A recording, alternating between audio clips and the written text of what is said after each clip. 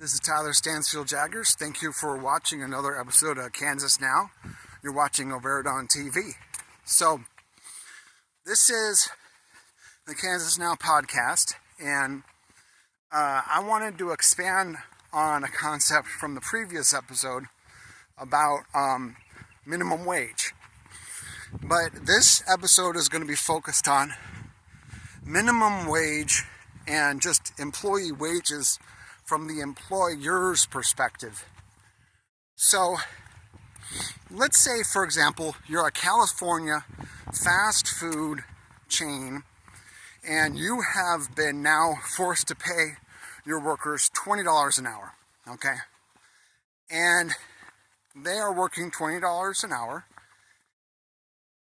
And there was a big jump, let's say, from 10 years ago where they were making, 10 or 12, if that. Well, what goes into that $20? So, you might look at $20 an hour and say, hey, that company is going to be able to recoup that. The price of a burger meal is almost $18 there now. I wonder why it's $18 there now. But let's not even worry about how the inflationary effects are yet. Let's just focus on how this is from the perspective of the business owner, the people that are running the franchises and sending that money back up to the mega corporation. Okay. So if I'm running a business and I am paying your wage and you make $20 an hour, you're not just costing me $20 per hour. I am also responsible for insurance, okay? So there's insurance in case someone gets injured. There's insurance based on the number of employees in an area, especially if you're dealing with food or anything that could be hazardous. And so the more employees you have, the more insurance you need. And then there's also workers' comp insurance, where there's like disability insurance and all that employers pay into. And the employers are, the amount that they have to pay to deal with a potential workers' comp issue, or let's say a worker goes on disability or something like that, and a work-related issue or injury. Well, guess what? That is based on their wage and how much they've earned quarterly. It is not just based per head. Okay, so when a business person makes a hiring decision, the wage and how much the person earns is directly correlates to whether they make the hire, because that wage is not $20. It's actually, just from the insurance, it's probably closer to $25. But then we're not done, because in terms of the taxes, people that are W-2 employees, not 1099, but W-2, they pay taxes on their checks. But what not everybody realizes is that the employers pay pretty close to a similar chunk of the tax that's like the federal tax or whatnot. The employers pay a big chunk of that too. So there's the stuff you pay, but then the employers pay additional taxes as well as part of W-2 employees. So that's why a lot of companies hire 1099, is because your taxes are all on you. They're just paying you an amount where they're like, okay, we know this much is going out. And the employees are they're only paying part of the total tax. The employer's having to pay a huge chunk of it. So if you're making $20 an hour, the employer is really paying closer to $27. Between $25 and $27, if not more. I mean, talk about Talk about making a company have to think before they hire. If you are owning a business and you want to scale in this type of minimum wage environment, well, first let's think about it. Let's say one of those persons is working a shift and you need that person to work overtime because someone is sick. That $20 an hour person, one second.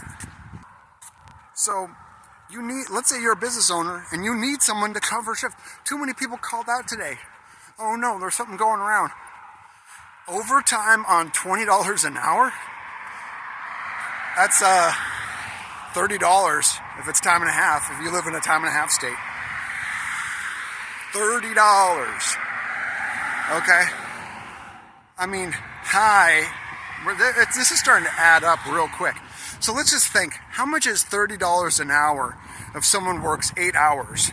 Well, what's 3 times 8? 24. Okay, but it's not 3 times 8. It's 30 times 8. So then you got to add a 0. 3 times 8 is 24. So you got $240 if someone's working an 8 hour. One second. Yeah, so 3 times 8, 24, add a 0, 240. Bam, $240. But then the government takes a chunk, so then it's closer to like probably almost $300 a day where you got to be, where if someone's working overtime for a full shift. Now, why do I bring this up? Is because minimum wage affects the decision process on whether a business scales or not. So let's talk about the buddies that are at risk, that are trying to get a job. They're already on disability of some kind. They're already on some kind of benefit of some kind. It's already a, like, you already know that there's going to be no shows and occasional call-outs because they're already sick, right? They're already got stuff going down. So what we need to do is make it so businesses can scale with human beings. Okay? If you ask any of these chat GPTs or any of these AIs, they are not against human beings having jobs. They're all like, yes, of course, we need more human beings in the workforce that want to be content creators or work W-2 jobs or 1099 jobs, because it's just a no-brainer, right? There needs to be money. People can't just stay totally fringe. And businesses need cheap labor that they can train to determine who they want to keep and who they want to cross-train into the different jobs. And, one thing is, for every year someone is afraid to get on the grid, that is another year that they're at risk, and it is another year they might lose teeth, they might get injuries, they might exacerbate their mental illness if they have one. They might increase their addictions or other habits they've had.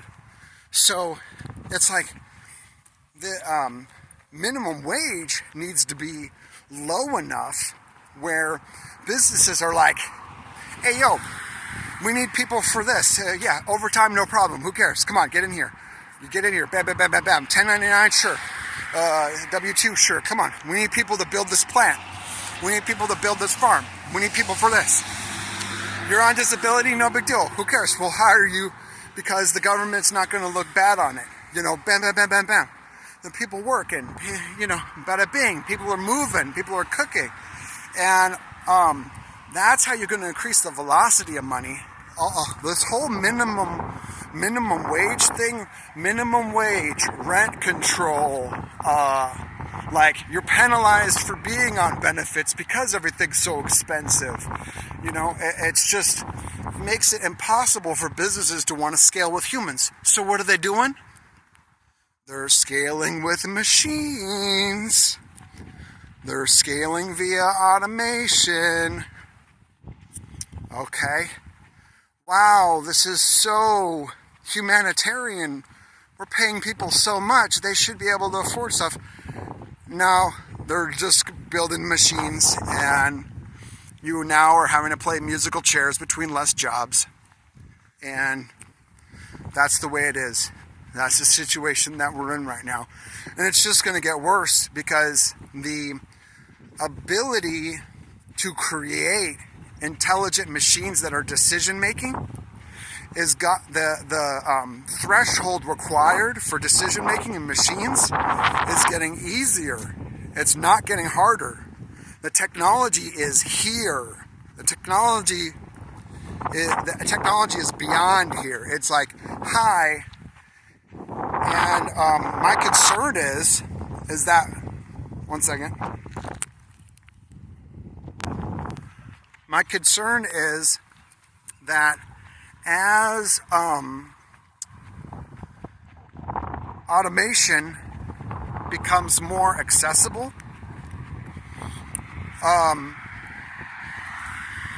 we're going to see it utilized more. Duh. I mean, this is obvious. Well, look at my 3D printer.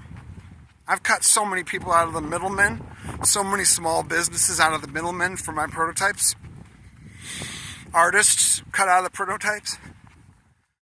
Normally, normally I would have to hire artists and in order to make the stuff. I'm able to just do it all via Blender and then send it out via STLs to my printer and do my prototypes. Done. Okay? This is how I survive.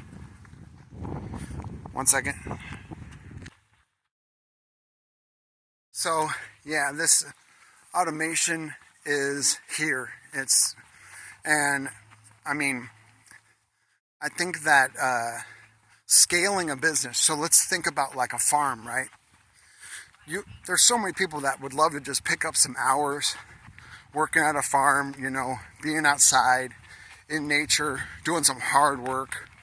And if the rates and people that were maybe at risk could do some of that work if they wanted to, not like forced to or anything like that, bam, you would see more activity, you know? And I think that the United States economy has become so transactional and detached with itself that there's almost like this employer-employee stigma where once someone at a job becomes a supervisor, they become loathed by their coworkers. When there's that jump from supervisor to manager, and then manager to owner, commission has been deleted. The whole idea of incentives being done via commission has been completely wrecked. It's almost like, honestly, if I had to guess, this seems like a concerted military campaign being carried out against the United States economy. This has been done with almost military precision. Attack the family, right? Push music that is in inner cities. The music that gets promoted is for people that are like, to push them to be more gangster-like, on drugs, whatever, okay? They're pushing that music to those people. Gang culture, Control-C, Control-V. Now there's more gangs, because that's what's cool. Prison culture, right? Everybody's a gangster now. Okay, cool, great. Now there's no fathers. Fatherless households. The transitioning from inner cities to good jobs. people are like having a threshold to get past. And then so in order to counteract it, instead of decreasing taxes on the lower and middle classes and the working poor, instead they create measures where employees are forced to hire certain people, not based on merit, but based on certain quotas. And then so now you've decreased workforce efficiency. Okay? Instead, they should have just increased the total number of jobs available by taxing less for the those different income brackets. Done. There would be more net jobs, of course. And then if you look at, the minimum wage thing, they had to have known it was going to do this and force more automation. Come on. It just seems like you couldn't have had a Dr. Evil character plan this any better. So now your eggs are $7. Get real. This is obvious. And it's just too many coincidences in a row. I mean, all these costs, all these things during the 2020 against farmers, making it so farmers are dumping their milk down the drain like crazy. There's all these restrictions. Come on. Game's over. But guess what? We're so out of position, there's nothing we can do with it.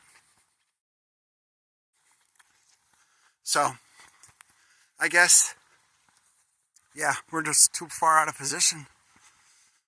So, the only thing that can be done is, I guess, at a local level, be more involved and be interacting with people, trying to find out what's going on and bring things to light for where you see inefficiencies in society.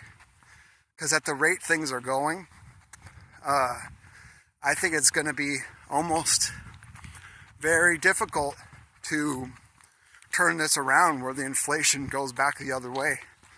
I mean, we would need to see a massive increase in economic activity. But at the end of the day, what I'm looking at here is at least we could maybe lower minimum wage, lower that down.